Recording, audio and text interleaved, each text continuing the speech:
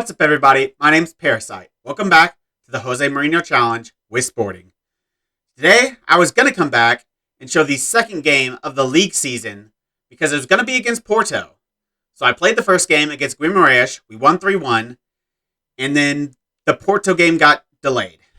They had a Champions League qualifier because they finished third last year.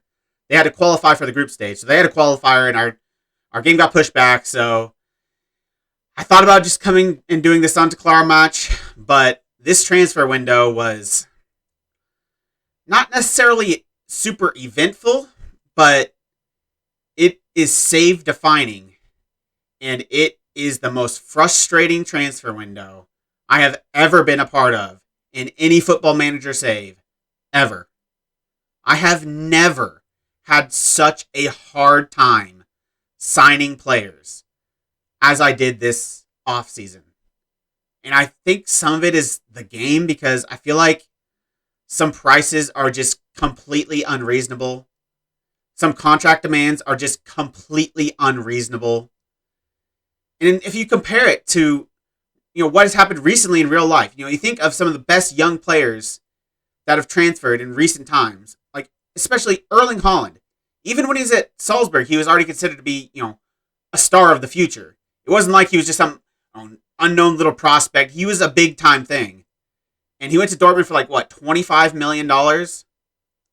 In the game, a player of Haaland's quality would go for let's take it Adeyemi, who's also at Salzburg. I think we can all agree he's nowhere near the prospect Haaland is. I don't think he's been sold, but he's got bids of $60-70 million. I know times have changed in the past couple of years, but the transfer values just seem way too high. Just way too high. And players are almost completely unwilling to cut their wage at all to go to a smaller division and to get first team football. Most of the time, they want more money going down a level. It's just ridiculous. To start the offseason off though, we had a very interesting occurrence. After I finished that Europa Conference League final, and we won it, spoilers, we won it, I hit continue once. After I turned off the save and finished everything up, I hit continue once, and immediately I got an inbox item from Nuno Mendes saying he wanted to go. I thought maybe if I won the league and the Europa Conference League, I might earn a little bit of trust there, and he might, not be willing, maybe be willing to possibly enter into a new contract. Basically, the opposite happened. He immediately came to me and said, I want out. I am too good for this club. And I can't really disagree. So we had that conversation, and I had to record it because it is obviously save defining. It is a huge moment for this club because he is our best player. And I had to get that conversation right if I stood any chance of keeping him at this club. Here's how it went. So we literally just finished the season. We just won the Europa Conference League, and I finished my last video. And I hit continue once, and Nuno Mendes has come to me. He thinks he's outgrown the club. I thought he's been kind of unhappy all season. But I thought, if we win the league and win the Europa Conference League, get a European trophy, I thought he might be okay. Thought it might turn him around a little bit, make him a little bit happier. Maybe I can get him on a new contract, but the opposite has happened. He's immediately come to me and says he wants to move to a bigger club. And I don't think I can talk him out of it. I felt I had to record this because this is a monumental step in our time at Sporting. Nuno Mendes, one of our best players, and he's only 20 with buttloads of potential. The best left back in the game. And there's not a lot of time left on this contract. If he had more years left, I think I'd be able to be, have a couple more good years in the Champions League and maybe he'd be happy. But his contract expires in 2025. He has 2 years left. So I don't think that's enough. The best chance we have, if we are going to keep him, is to, make him happy midway through next season Because once next season ends, if he's still not happy, at the start of that season, he's basically going to decide he's going to leave on a free. So I don't know if there's enough time left on his contract to keep him here. I think our only chance of keeping Nuno Mendes at this club is in this discussion to talk him out of it. And I'm not optimistic. We look at our options. So we can compromise and say, you're an important part of my plans. I don't want to lose you. What will it take to keep you here? I don't think that's going to work. We're actually starting from a pretty bad position because our relationship is distant. I don't know why. And he isn't impressed with me as a manager. You've been here one season. I've been here one season. And we won the league and the Europa Conference League. And you're not impressed. I feel like that's a little bit of BS. So we're starting from a terrible position. And with what he said, I think I've outgrown the club and would like to be placed on the transfer list. I don't see anything here, anything I could say to him. If he thinks he's outgrown the club, a wage rise isn't going to change his mind. He wants to go to a bigger club. He's already a star player, so I can't offer him a better squad role. So I don't think there's anything I could say here that would... I think if I said this, he'd ignore me. I don't see any way this turns him around. And then this one is one I'm considering going with. I'll let you go if a team comes in with a reasonable bid. I still don't know if that would keep him here. I think it might be one of the ones I go for just because it'll keep him happy for now. And if I do get that bid, he has to go. He might have to go anyways. But I feel like if I tell him this, because I've had the same thing with Tomas. I told him the same thing.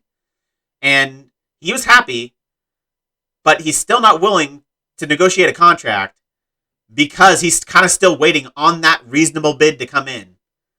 So I think if I say that, the same thing will happen. I don't think anything will really change. I'm definitely not going to say this. I'm not going to say ignore it. You're not going anywhere because there's 2 years left. He might decide tomorrow that he's going to leave on a free. So I'm not going to say that. This is another one I might consider. You have a release clause in your contract. Kind of the same thing as this reasonable bid. But I think it's probably a little bit less likely to work because his release clause is like $85 million, and that's pretty high. He might be upset if I say that. None of these other ones, if I accept any of these other ones, I basically am just selling him. Telling him I'm going to sell him. This one, maybe. I'm not going to force a move, but I will consider bids that come in. I expect bids to come in, so if I promise him that and I turn down those bids, he's going to be unhappy. End of next season, I don't think that's going to change anything. If anything was going to work, it's going to be one of these. One of these convince options. And I looked at them already. I don't think any of them's going to work. This one, he's an ambitious player, but he wouldn't get enough regular football at a bigger club. He totally will. He could start for almost any club in the world, I'm pretty sure. Just because, even if he's not their best player, because of his potential, he's still probably going to start. So, I don't think that's going to work. This one's basically the same thing. You're an important player for us. He'd be another squad member somewhere else. Like he'd probably start every match for them. So he's not a squad player. He's going to be a star player there like he is for us. Maybe this could work, but I'm kind of doubtful. Influential player. Okay, let's look at these three because I'll show you why these won't work. Influential player in the dressing room. We'll see about his influence. I don't think he's influential enough. And again, the atmosphere is really good. I don't think the atmosphere is good enough.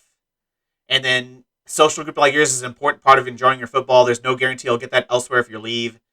He's not in the core social groups. If we look at our dynamics, start with the hierarchy. He's only on an influential player. If he was highly, I might have tried that. But only influential, I don't think that's going to be enough. And in social groups, he's in the secondary social group with, 7 other players?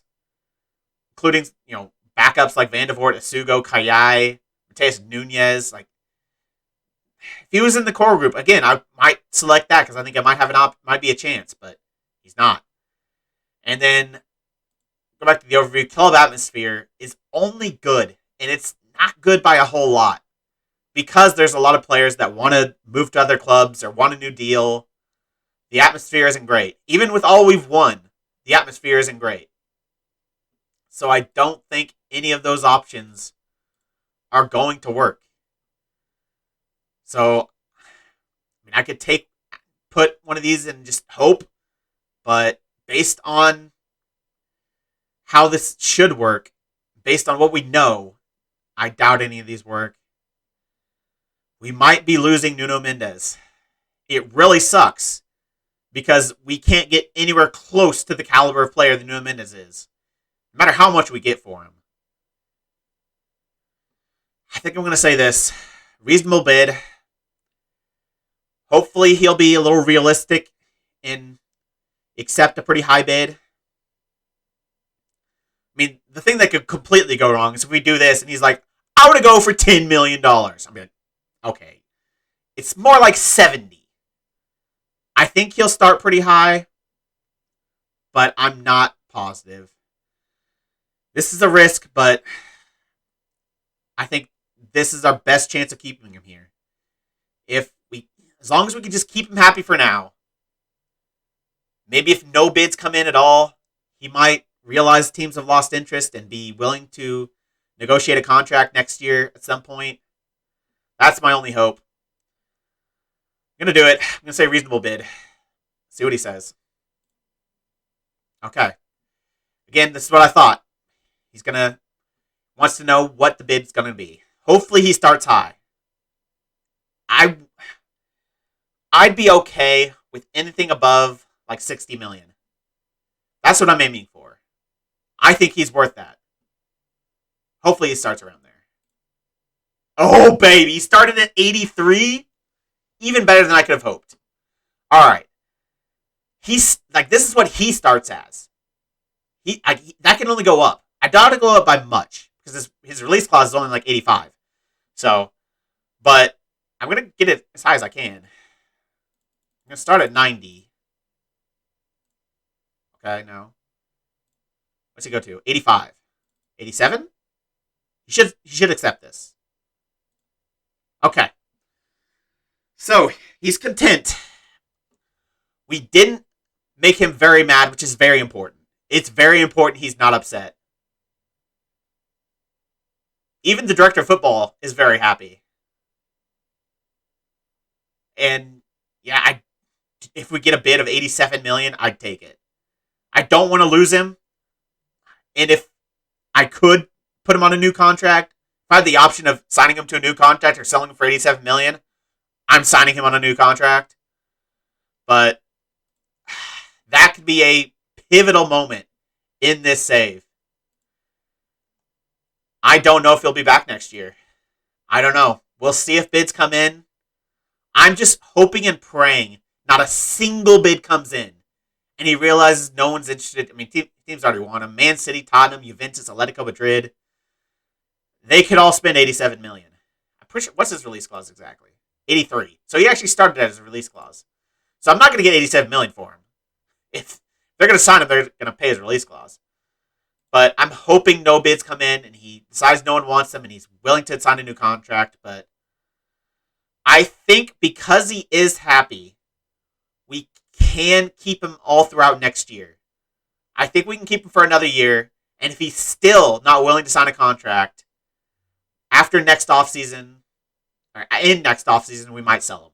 But unless a team meets his release clause, I don't think he's going this season. I think we turned him around enough that he's going to be content at the club, and he might play another season for us. I don't think we're going to win the Champions League in that season, but hopefully we at least go on a good run and raise our reputation a little bit. So when and if we do sell him, we could bring in a decent backup option or decent replacement option.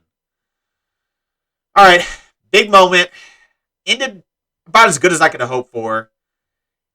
If one of those other options would have worked, obviously that would have been ideal. But based on what I know, I don't expect it. I think that was the best possible outcome for us. Let's hope he stays. So yeah, I think I played that as good as I possibly could have. I think that is the best option I had available to me because he was content and he would basically only go if someone met his release clause. And I couldn't give him a new contract anyway, so that was going to be the option anyway. So I thought I got out of that really well.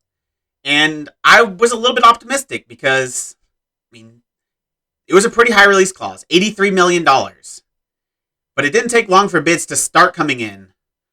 They started relatively low. I think the first couple bids were like 55 million, but only like 35 or 40 million was up front. And I was optimistic because that's a pretty big jump between, 40 million up front to 83 million up front. So, obviously I declined them. He was fine with it because they didn't meet his release clause. And we continued. And bids kept coming in. And they kept getting bigger. And bigger. Until one day, Juventus came in.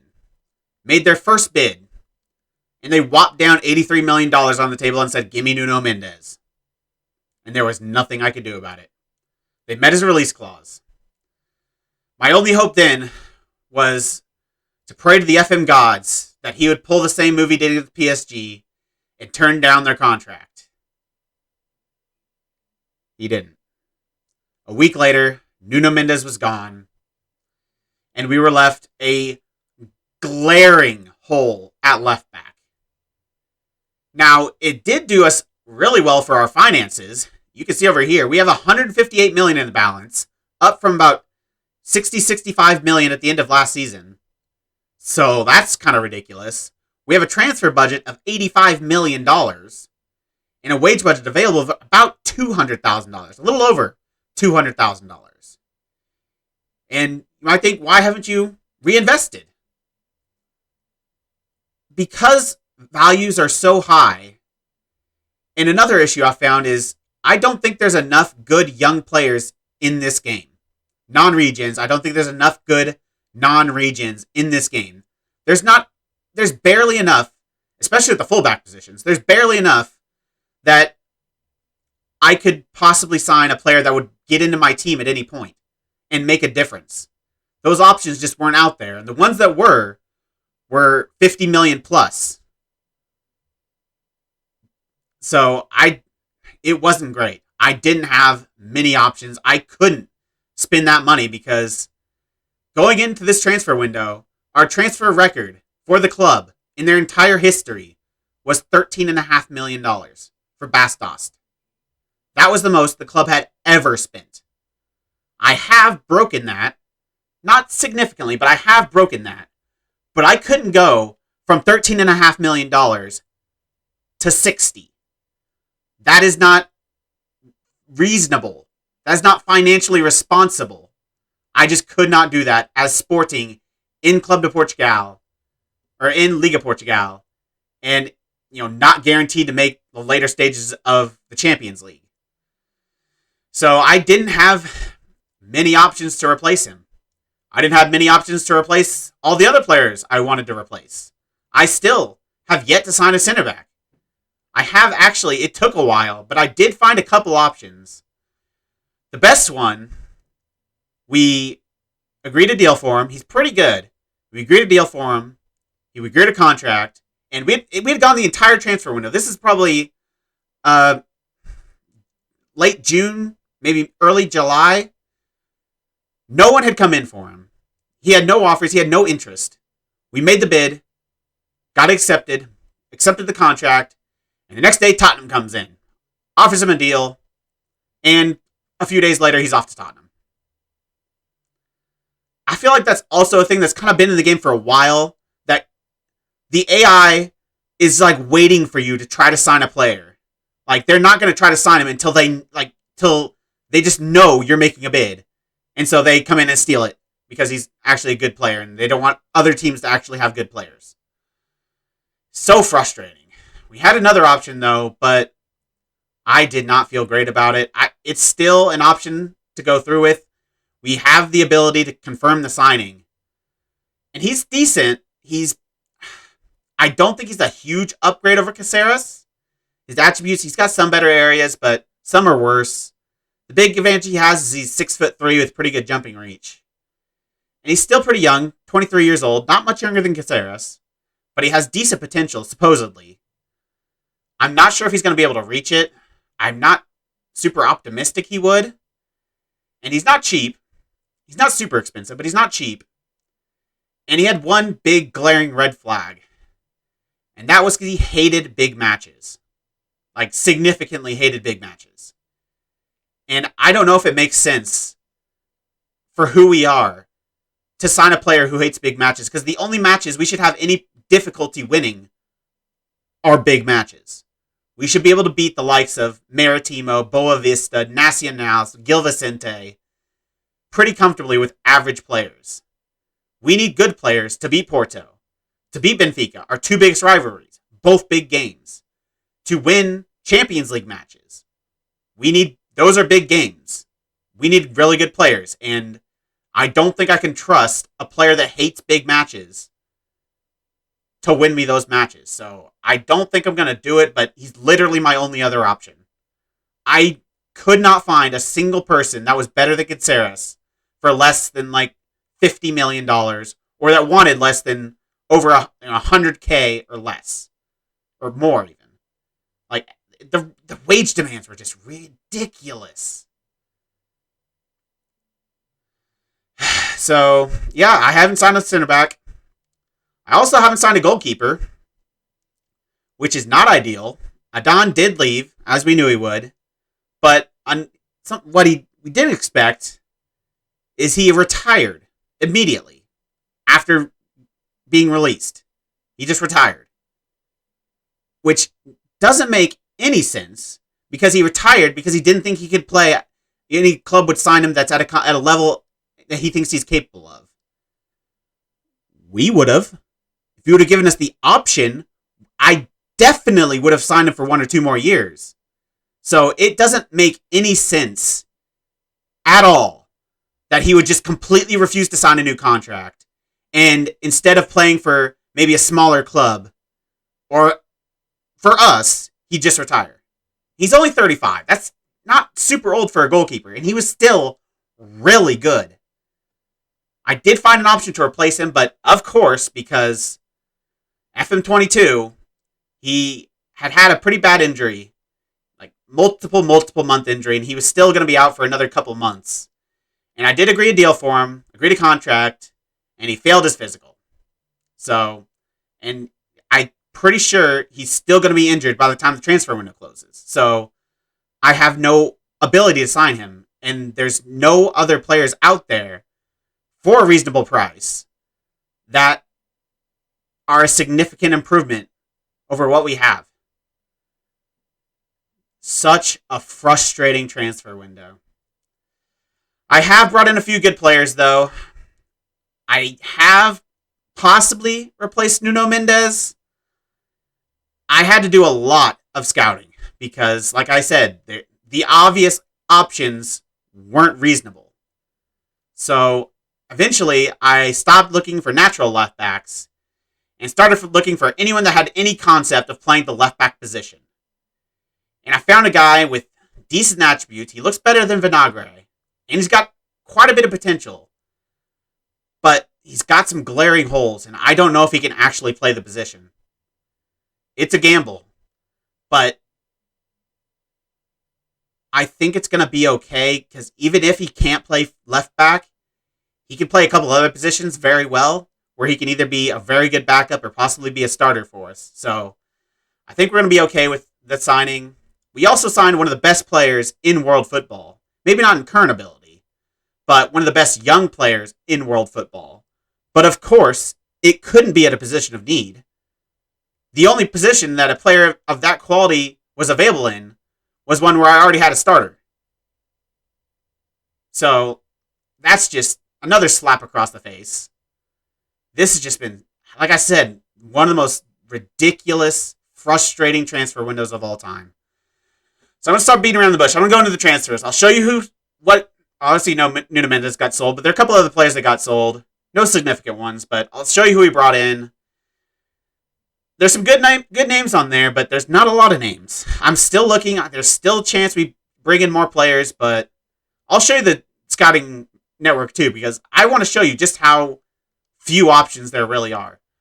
So let's go to the transfers. In the transfer history, let's start with the signings, because they're probably what you're going to look at first. The superstar is Benjamin Sesko.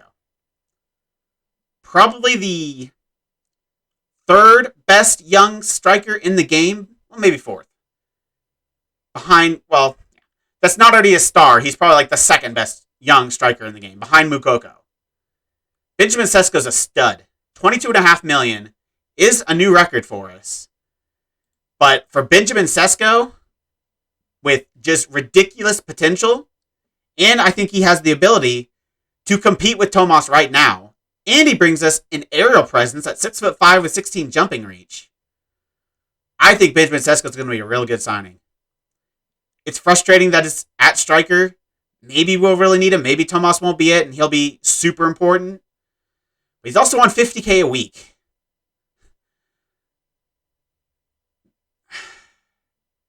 That's as cheap as I could get him. At first he only wanted a 3-year deal. I was not doing that. I was not willing to make the signing on a 3-year deal.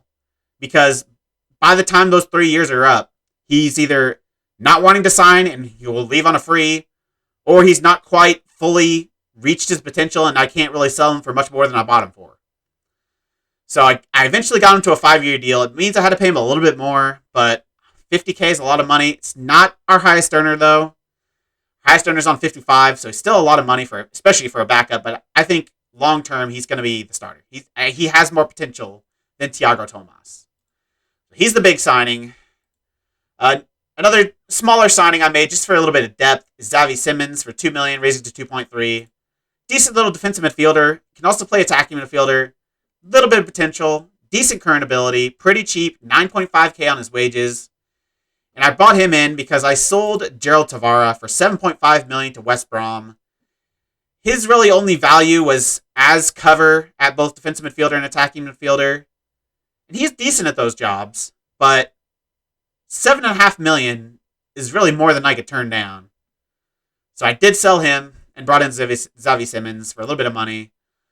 Free signing I made, which is literally the only help my scouts have been to me all transfer window. All they've brought to me are players I either already knew of that were too expensive or didn't know of that were also too expensive. One they did bring me was Lewis Nielsen, young, right back or center back, Scottish, decent amount of potential, got him on a free. So, that's good business. Came from Dundee, loaned him out to Aruca.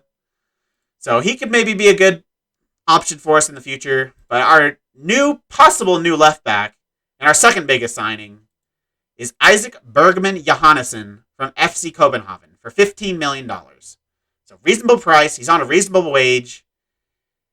I don't know if he can play left back, but we're going to try him there.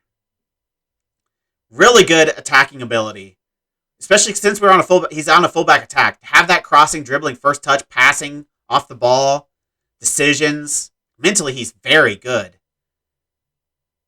The one thing that concerns me is this tackling of 9.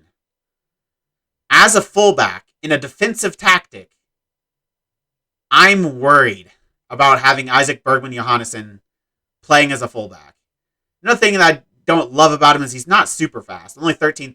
He's not slow, but he's not exceptionally speedy. He is 6'2", though, which is nice.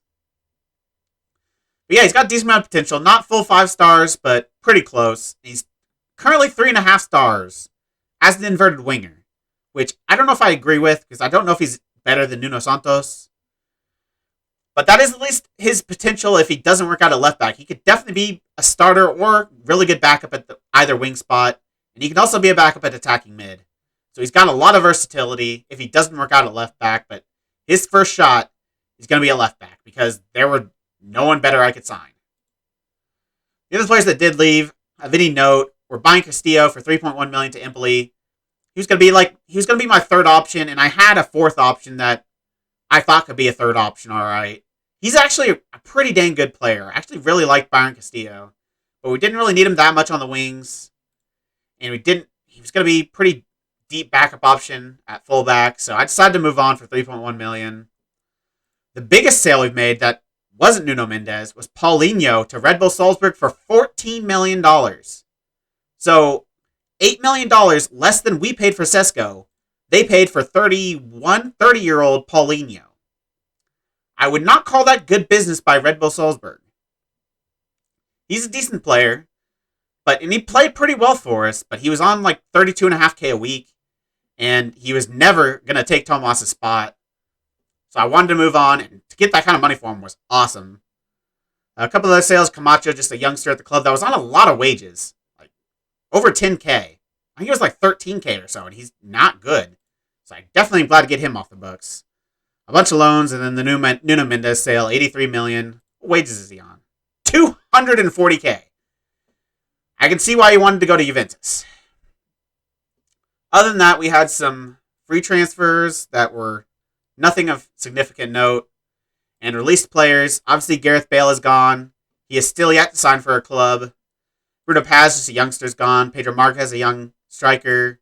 Another young player, and a couple other younger players. Ginny has a little bit of ability, but not much at 22 years old.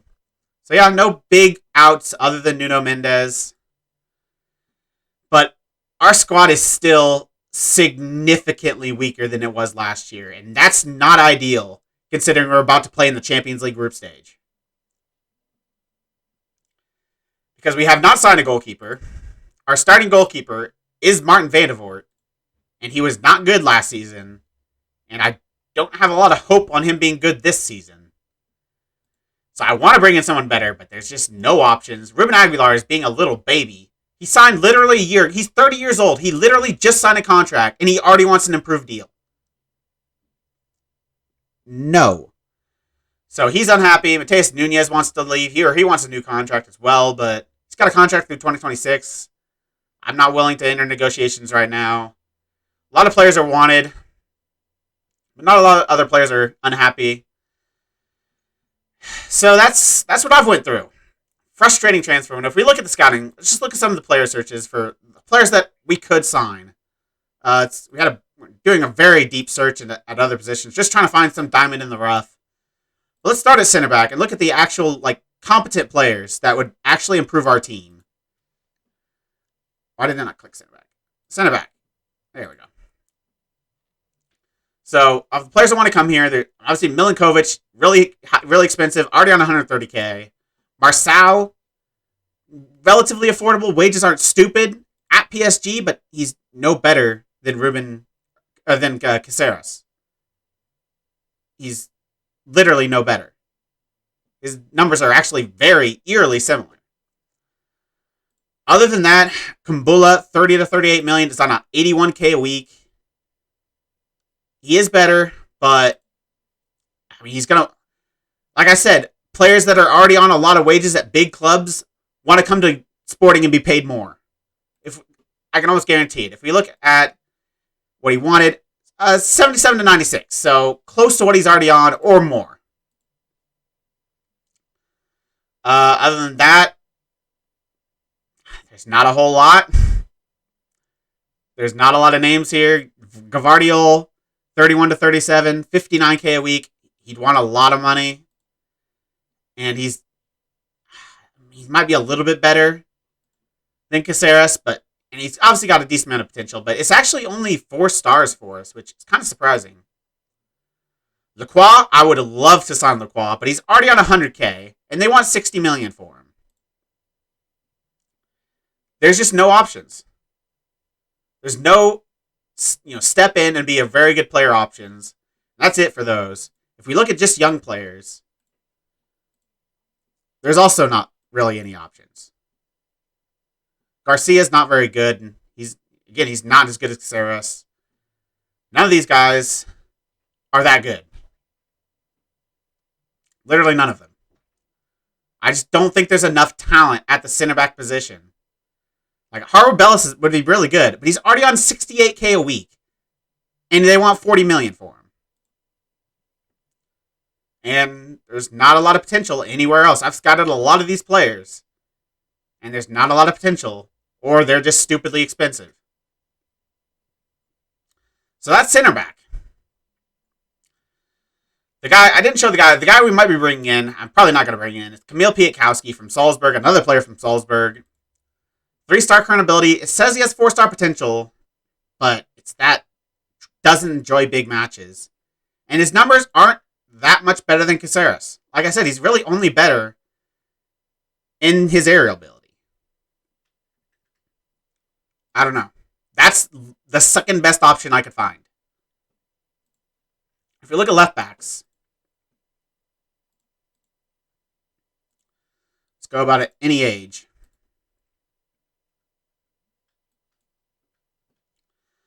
I mean, Philip Max I've looked at, he's not an upgrade. Lodi I've had multiple saves and he's been terrible. There's some decent older players, but they want stupid money. Firpo, they've got a bid of 69 million, so yeah, that's not happening. And other than that, Weindal, they want 62 million. That's the guy I thought I was going to be able to get, was Owen Weindal. But they want his release clause, which is 62 million. He's a really good player. He's the closest I could find to Nuno Mendes. But I can't pay $62 million up front. And there's just no other names that have any sort of current ability or potential ability. Neither Dove, one of the better ones is Arana for $11.5 million. He's already on $44K a week, and he's not a game changer. So yeah, those are the problems I've run into with Sporting. A lot of money, but nobody to spend it on. Not in a great position. Like I said, this is our starting lineup. I think of our best players right now. Bergman, Johannesson at left back. Other than that, it's the exact same lineup with Van der Voort in goal. Significantly worse. We're also brought in Sean Kleiber just to be a depth right back because within 2 days we had both our backup and our third string right back get month injuries.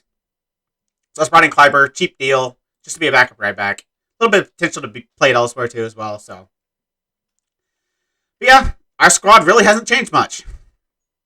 It really hasn't. Cisco, obviously, I mean, he could be a big game changer for us. But I was hoping for so much more.